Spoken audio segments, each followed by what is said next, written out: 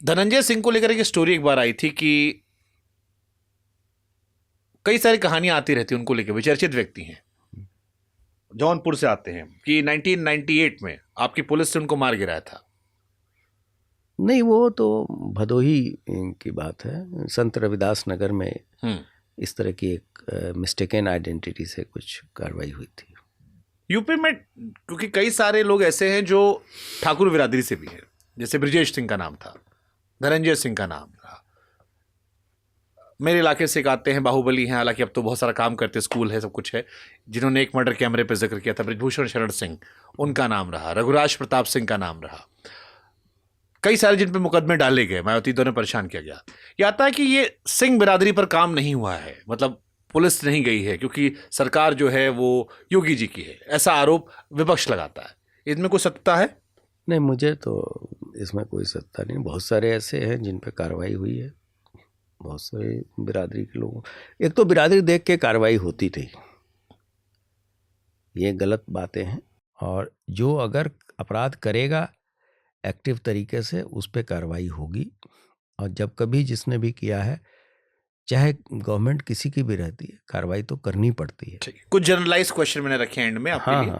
हाँ। कोई एक ऐसा ऑपरेशन जिसका जिक्र आपके परिवार को आज भी डराता हो, जिसका जिक्र आपने किया हो, या आप आज भी आपको थोड़ा सा घबराहट हो जाती हो कि ये बड़ा खतरनाक था? नहीं, मुझे परिवार के तरफ से कभी कोई इस तरह या आपने परिवार को बताने में संकोच किया हो, कोई एक ऐसा ऑपरेशन जो इतना खतरनाक था, आपको लगा बताएंगे लोग टेंशन ले लेंगे? ये लोग कुंभ की घटना के बाद से थोड़ा सा स्ट्रेस जरूर था, क्योंकि इतनी करोड़ों की संख्या में थी, लेकिन वो भी चीज़ें ऐसी नहीं थी जो कि बियॉन्ड कंट्रोल हो। लेकिन प्रेशर तो घर वालों पे भी रहता है, और ऐसे हाई प्रेशर जॉब में कोई आप पे प्रेशर बोलता नहीं है, लेकिन आप सेंस कर सकते हैं कि सभी लोग स्ट्रेसफुल है। कितना कॉम्प्रोमाइज़ करना पड़ता है आपकी वाइफ को, बच्चों को, जब आप एक ऐसी नौकरी में होते हैं? नहीं, उनके सहयोग के बिना तो सक्सेस संभव नहीं है। उनको बहुत स्ट्रेस लेना पड़ता है और बहुत सहयोग लेना पड़ता है, और लगातार इतने सालों तक न कहीं आप फैमिली के तौर पर कहीं जा सकते हैं, न कहीं घूम सकते हैं, न आप 3 घंटे की मूवी भी देख सकते हैं शांति से। कुछ मिस करते हैं बच्चों के स्कूल में, कभी नहीं जा पाए? हाँ, वो तो उसका टोल तो बच्चों पे ही आता है, और अगर वैसी स्थिति में परिवार के अन्य सदस्यों का सहयोग न रहे तो बड़ा मुश्किल है चीज़ों को देखना। आपको कई सारे अवार्ड्स मिले हैं, बहुत सारे अवार्ड्स आपकी झोली में है। किस ऑपरेशन के लिए कौन सा अवार्ड है जो सबसे दिल के करीब है? वैसे तो अगर देखें तो गैलेंट्री अवार्ड भी है, 4 हाँ, वो भी हैं। और CNRC का एक ऐसा वो था जिसमें कि काफ़ी इंजरी हो गई थी, और मेरठ और मुजफ्फरनगर में हम लोगों ने काफ़ी उन चीज़ों को कंट्रोल किया, और उसको उस समय के हमारे DGP ने उसको रिकॉग्नाइज़ किया और उसके लिए मुझे एक अवार्ड दिया। या फिर लखीमपुर खीरी में एक बहुत बड़ा किसानों से संबंधित विवाद चल रहा था, वहाँ मौके पे जाके और डेड बॉडी को, जो थार वाली घटना, हाँ, को डिस्पोज कराना और वार्ता करना और सक्सेसफुली उस चीज़ों को रिजॉल्व कराना, ये एक बहुत बड़ा, अजय मिश्रा टेनी, हाँ, तो वो सक्सेस मुझे लगता है कि वो एक अच्छा ऑपरेशन था। या गोंडा में ही एक बच्चे का अपहरण हो गया था, बिकरू के ठीक बाद, वो उसमें भी हुआ साहब, वो 5 करोड़ की फिरौती आ गई। खैर बच्चे को हम लोग ने जीवित रिकवर कर लिया, परिवार वालों को सौंप दिया। ये सब कुछ चीज़ें हैं जो कि बहुत ही सेटिस्फैक्शन देती है। ओके। 35 साल सबसे मुश्किल क्या था पुलिस की नौकरी, जब पीछे मुड़ के देखते हैं आप? मुझे लगता है जो SP शिप है वो काफ़ी चैलेंजिंग होती है।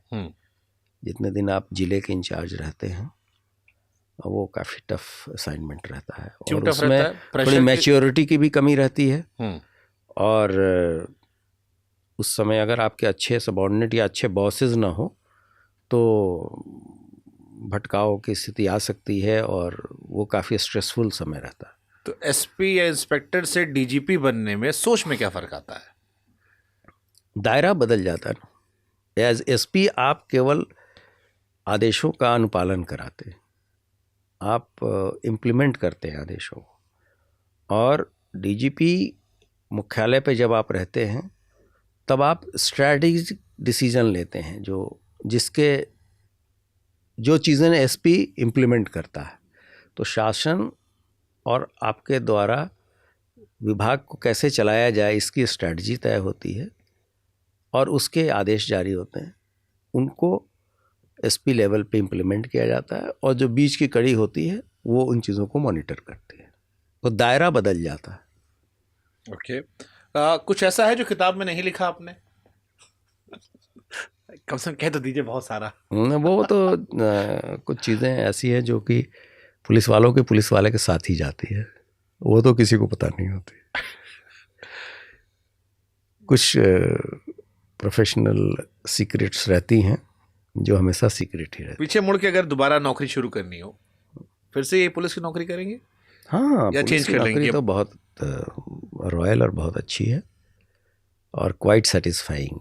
और इतना सेटिस्फैक्शन मुझे नहीं लगता कि किसी को भी अपने उसमें मिलता, क्योंकि आप जैसे मैंने शुरू में कहा कि एक रिजल्ट ओरिएंटेड अगर वर्किंग आपकी है तो बहुत सुकून मिलता है जब आप फील्ड पे अपने द्वारा किए गए कार्यों से लोगों को खुशी देखते हैं। अगर आप किसी के बच्चे को आप लौटाएं जीवित तो जो उसकी खुशी होती है, या जब मैं अपने जवानों से नक्सल एरिया के थाने में जाके मिला तो वो जो खुशी उसके चेहरे की थी वो आपको अंत तक याद रहती है। और जो कॉन्फिडेंस और जो टीम भावना जागृत होती है, या आप कहीं लॉ एंड ऑर्डर में आप सामने हैं, आपके सबऑर्डिनेट को आपको चोट लग जाए, जवान भी घायल है फिर भी कहेगा कि साहब आपको चोट लग गया, आपको ले चलते हैं। तो ये जो कॉमरेडरी बनती है ये बहुत गजब की होती है। क्या होता है अच्छा लीडर सर? नहीं, जब आप इस तरह की चीज़ें होती हैं तो आपको सेटिस्फैक्शन मिलता है कि भाई हम एक ऐसे ग्रुप के साथ हैं जो कि एक दूसरे के लिए जान देने के लिए भी तैयार है। आप बहुत लंबे समय तक मेरठ में पोस्टेड थे। हाँ, मेरठ, मुजफ्फरनगर, शामली इलाकों में क्या ऐसा है कि यहाँ पर अलग लेवल का अपराध होता है? यहाँ थोड़ा फास्ट क्राइम होता है और ट्रेडिशनली ये तो महाभारत के समय से मतलब डिस्टर्ब एरिया रहा है। ड्रम में भी पैक किया गया। हाँ, ये इस तरह की घटनाएं होती है। वो तो यहीं पर CNRC के दंगों में तो मुझे खुद याद है कि काफिले पर हमला हो गया था पुलिस के, हमारी मीडिया गाड़ियों पर हमला किया गया। नहीं, ये तो बाहर से लोग आए थे ना, वो भी हम लोगों ने वीडियो फुटेजेस निकाल के दिखाए थे कि ये हायर्ड लोग आए थे जो माहौल ख़राब कर रहे थे, जबकि अन्य सभी जगह पे हम लोगों ने सक्सेसफुली हैंडल किया। खैर उसको भी कार्रवाई की गई थी, काफ़ी कठोर कार्रवाई हुई थी, आपने खुद देखा होगा। और वेस्टर्न यूपी का असल में हर एक जगह का एक क्राइम का पैटर्न होता है। पूरब का क्या अंतर, हमको थोड़ा समझाइए। पूर्वांचल के क्राइम में और यहाँ के क्राइम में क्या अंतर है? मेरठ मुजफ्फरनगर वर्सेस पूर्वांचल का क्राइम। नहीं, वहाँ तो माफिया बड़े बड़े हो जाते हैं, यहाँ पे उतना बड़ा माफिया तंत्र नहीं रहता, छोटे छोटे छत्रप रहते हैं और उनकी अपनी रसूख रहता है गाँव में। अगर आपने उसको सही समय पे चेक नहीं किया और थोड़ा सा वायलेंट क्राइम भी इधर ज़्यादा होता है, फास्ट क्राइम रहता है, इस पर तुरंत मार दो। हाँ, काफ़ी हत्याएं वगैरह मार के ड्रम में पैक कर दो। उधर बुंदेलखंड का थोड़ा अलग रहता है, रोहिलखंड का अलग रहता है, बनारस साइड का कुछ अलग रहता है। तो समय काल और देश के हिसाब से चीज़ें बदलती रहती हैं। जैसे लैंग्वेज बदल जाती है, खान पीने का तरीका बदल जाता है, उसी तरह से क्राइम का पैटर्न भी बदल जाता है। एंड में सर एक सवाल मेरे मन में आता है, क्योंकि यूपी में मैंने यूपी को काफ़ी कवर भी किया है, चाहे वो राम मंदिर जब बनने की खबर आई या लाउडस्पीकर हटाने की बात आई थी मंदिर और मस्जिद से, विवाद नहीं हुआ। जबकि यूपी एक काफ़ी सेंसिटिव इलाका है, धर्म के मामले में खास तौर पर, और अलग अलग इलाकों में दोनों समाज की आबादी बहुत ज्यादा है, ये टफ था लाउड स्पीकर हटाना। एक बहुत अच्छी चीज जो वर्तमान सरकार ने चलाया कि संवाद से समाधान, निगोशिएशन, कंटिन्यूअस आप टॉक करें सभी स्टेक होल्डर से, और ये बताएं कि ये किसी वर्ग विशेष, किसी धर्म विशेष के खिलाफ नहीं है।